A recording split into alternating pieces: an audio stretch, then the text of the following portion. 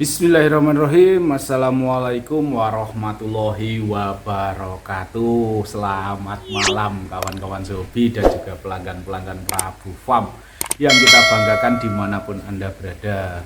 Pada kesempatan kali ini saya lagi nganggur, jadi reaksi cepat ini kawan-kawan. Ada pertanyaan saya tanggapi ini, tapi tanggapinya dengan konten. Kalau cuma saya jawab di komentar, yang terjawab cuma satu, besok ada pertanyaan lagi, saya jawab lagi, besoknya lagi ada pertanyaan dari penghobi yang lain lagi, saya jawab lagi, lama-lama pegel jempolnya ini ngetik jawab itu pegel ya kawan-kawan. Jadi saya jawab dengan konten, walaupun dulu sudah pernah saya buatkan konten khusus untuk kasus ini kasus bahas soal bubul ya, penyakit bubul pada ayam, tapi tidak ada salahnya saya tambah lagi, bikin konten lagi, dengan harapan setelah saya jawab dengan konten, di samping penanyanya juga bisa nonton, yang lain juga bisa nonton, semakin banyak ilmu yang saya bagikan ini bisa bermanfaat bagi orang lain, insya Allah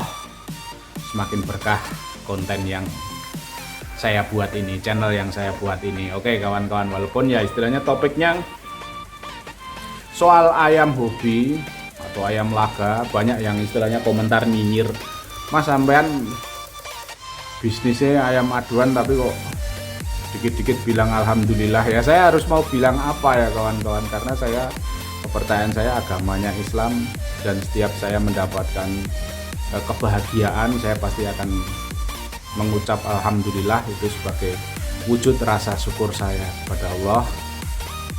Ya karena memang bisnis saya ini, daripada sampean nyinyir misalnya, mas ini saya kasih bisnis yang lain, jangan bisnis ayam ini, ya itu lebih mantap. Tapi kalau cuma nyinyir tidak saya dengarkan ya, percuma. Saya bukan istilahnya mau agamis atau mau apa, tapi kalau cuma banyak omong itu percuma. Jadi jadikan diri kita, hidup kita bermanfaat bagi orang lain, insya Allah umur kita akan lebih berkah. Nah, seperti itu ya kawan-kawan. Ini pertanyaan dari sahabat sehobi kita, Maria Sondang. Nah, channel Maria Sondang ya. Abang, aku ada ayam yang terkena bubul, kira-kira apa ya obat yang bagus? Terima kasih sebelumnya. Jadi begini ya kawan-kawan, kalau untuk pengobatan bubul itu saya tidak identik dengan obat. Kalau obat bubul oke, kita share di di Google. Ini banyak sekali obat bubul. Cuma ini sudah berkali-kali saya gunakan ya kawan-kawan, istilahnya berkali-kali saya pakai, tapi hasilnya kok ternyata kurang maksimal.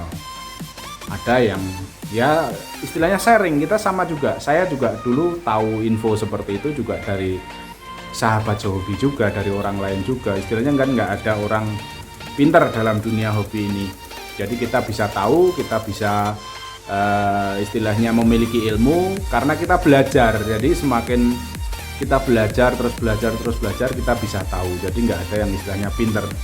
Saya belajar dari orang lain, dan ilmu yang bisa saya dapatkan saya ajarkan juga kepada orang lain. Seperti itu yang namanya dunia ayam aduan. Tidak ada yang istilahnya paling pintar, itu tidak ada.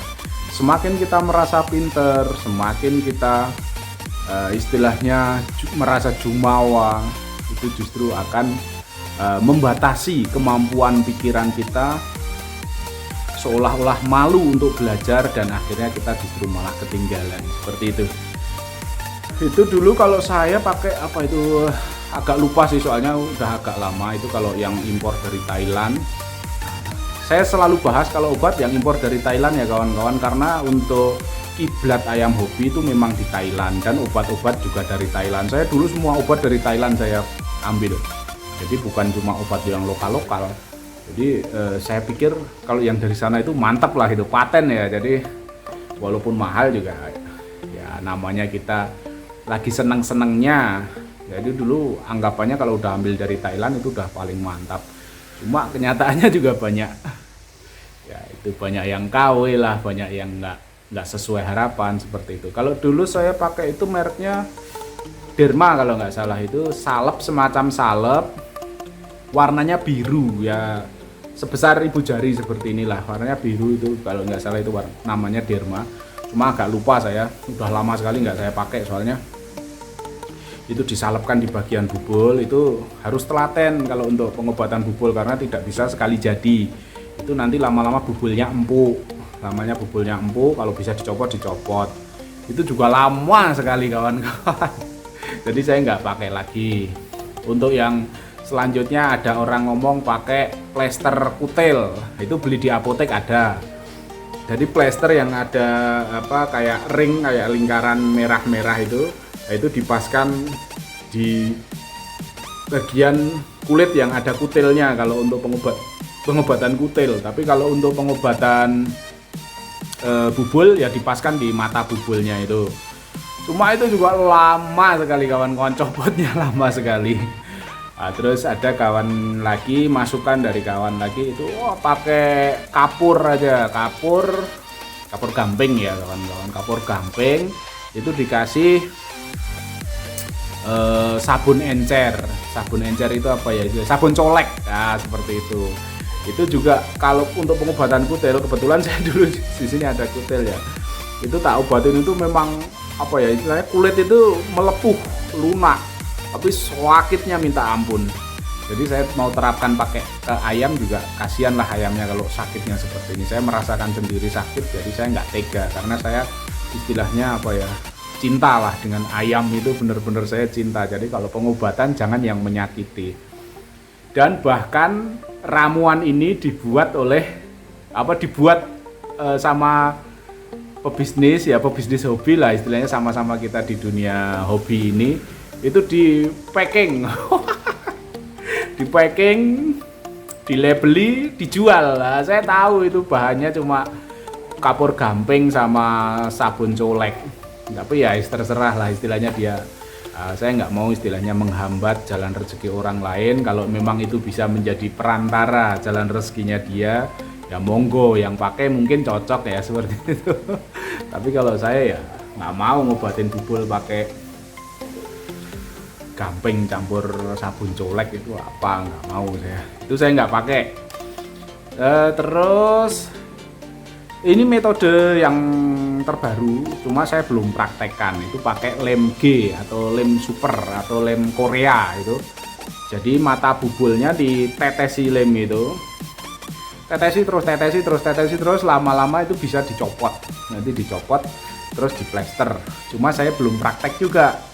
Dan nah ini yang endingnya, yang akhirnya, yang selama ini bisa saya praktekkan dan benar-benar berhasil, walaupun prosesnya agak lama, saya sampaikan kepada kawan-kawan. Tapi apa istilahnya ya, bukan obat ya, tapi semacam terapi penyembuhannya ya kawan-kawan. Jadi di sebuah kandang umbaran yang alasnya pasir, itu disiram pakai air sampai basah ya kawan-kawan. Basah sampai menggenang nggak apa-apa, syukur kalau bisa menggenang. Cuma namanya pasir kan pasti meresap nanti. Yang penting dingin sekali. Itu ayam yang bubul diumbar di situ. Karena kalau udah terendam air atau alas pasirnya itu dingin, itu paling sekitar ya maksimal 3-4 jam lah. 3-4 jam itu bubulnya ini udah empuk sekali, sangat empuk. Jadi sangat mudah sekali ditarik tanpa perlu mengeluarkan darah. Ya apa istilahnya, ya keluar darah sih. Maksudnya tidak perlu perjuangan yang ekstra, gampang sekali itu. Kalau mengeluarkan darah tetap mengeluarkan darah karena ada lukanya, bekas lukanya itu ya. Cuma tidak merusak jaringan kaki. Nah, dulu saya juga pernah ngobati bubul tapi pakai pisau. Saya korek pakai pisau, ada tuh yang kasih tutorial di sayat pakai pisau terus diambil. Kalau pakai pisau itu bubulnya hilang, kakinya tetap pincang. Karena apa? Karena pakai pisau dia kepotong saraf-saraf yang ada di telapak kakinya. Tapi beda sama yang direndam ini. Kalau pakai kandang umbaran itu nanti tahu-tahu empuk sendiri dan dicopot gampang. Bahkan saya pernah ngobati itu, belum saya copot udah copot sendiri bubulnya. Kalau bubul yang di telapak kakinya itu gampang, tapi kalau yang di jari-jarinya itu yang kecil-kecil itu agak lama kawan-kawan. Cuma itu kan tipis. Kalau yang di telapak kaki itu mah justru gampang karena dia udah besar. Itu seperti itu. Kalau mau cepet cari bak yang besar atau bikin semacam kolam terpal, itu kasih air, kurung ayam di situ. Nah, itu kakinya direndam itu kan empuk. Nanti dicopot gampang sekali kawan. Copot tinggal bersihkan aja, jangan pakai barang yang tajam ya. Pakai tangan aja, pakai kuku gitu nggak apa-apa, tapi jangan pakai pisau karena itu tadi bubulnya hilang, sarafnya putus, ayam pincang kan percuma, sama aja. Bersihkan, terus kalau udah bersihkan dilap kering, plester aja, pakai plester biasa itu yang panjang itu, plester udah dibok, nggak usah diumbar, nggak usah diapa-apain, dibok itu kasih makan aja karena memang proses penyembuhannya agak lama ya, paling lama 2 minggu, paling cepat 1 minggu. Itu nanti dicopot lagi plesternya, dilihat perkembangannya bagaimana. Ada yang langsung nutup rapi, bersih, ada yang masih ada sisa bubul, tapi saya jamin tidak sebesar yang pertama. Jadi tetap mengecil ya. Nah itu umbar lagi, kurungi lagi di tempat basah. Nanti kalau udah empuk, copot lagi, plester lagi. Itu maksimal paling banyak 3 kali. Tapi kalau selama saya pengobatan 2 kali pasti udah bersih kawan-kawan. Jadi udah dicopot, dibersihkan lagi, dilap pakai lap kering, di plester. Nah itu paling lama 2 kali, itu pasti bersih. Dan ayam saya jamin masih bisa dipakai. Karena saya pernah mengobati bubul itu bisa sampai menang 3 kali. Kenapa cuma 3 kali ya? Seperti biasa, sold out. Setelah 3 kali terjual, jadi nggak tahu lah di tempat pelanggan mungkin bisa 5 kali atau berapa, tapi di tempat saya udah bisa menang 3 kali. Jadi walaupun istilahnya tadi ada bekas besar itu, tapi tetap masih bisa kepakai ayamnya. Karena apa? Karena dulu itu bubulnya pas di umbaran pembesaran, jadi kan kurang terawat. Jadi ini tips buat kawan-kawan untuk menghindari bubul, khususnya ayam rawatan ya. Kalau baru ngambil di kandang pembesaran mungkin it's okay lah, nggak begitu sering kita pegang ya. Tapi kalau untuk ayam rawatan itu harusnya tiap hari kan kita mandi jemur. Pas dimandiin itu kakinya juga telapak kakinya juga dilihat, disikat tiap hari seperti itu. Kalau udah kelihatan seperti mata ikannya itu dicopot aja. Jadi disikat tiap hari. Yang jelas ayam bubul itu jelas pasti ayam yang tidak terawat. Kalau ayam yang terawat, kakinya bersih, insya Allah aman dari bubul. Seperti itu ya kawan-kawan. Jadi main ayam memang harus teliti. Jadi harus telaten, teliti. Jadi tiap kali mandiin tidak cuma bawah sayapnya aja yang dibasahi, jangan cuma lehernya aja, tapi kakinya juga disikat. Seperti itu. Jadi kotoran hilang. Bubul itu awalnya dari kotoran yang nyelip ke sela-sela pori-pori kulit dan akhirnya menjadi pembengkakan dan jaringan yang rusak seperti itu. Itu yang awal mula bubul seperti itu ya. Bagi siapa tadi saudara kita yang bertanya tadi, Bang Maria Sondang, nah itu tips yang bisa saya bagikan. Jadi tidak ada obatnya ya bubul ya. Kalau untuk obat yang saya sampaikan tadi mau dicoba boleh pakai derma atau obat kutil, tapi saya nggak recommended ya karena ini nggak saya pakai sekarang, terlalu lama. Nah, tapi kalau mau pakai terapi yang saya terapkan di kandang saya tadi, insya Allah itu lebih cepat untuk pengobatan bubulnya. Yang penting telaten ya. Seperti itu bagi yang kawan-kawan lain yang sudah menonton juga. Semoga tips ini bermanfaat. Saya berbagi tips bukan dari teori ya kawan-kawan, bukan dari baca Google atau buku atau mana, tapi yang saya sampaikan adalah yang pernah saya lakukan. Jadi insya Allah tips yang saya bagikan benar-benar worth it atau bekerja ya.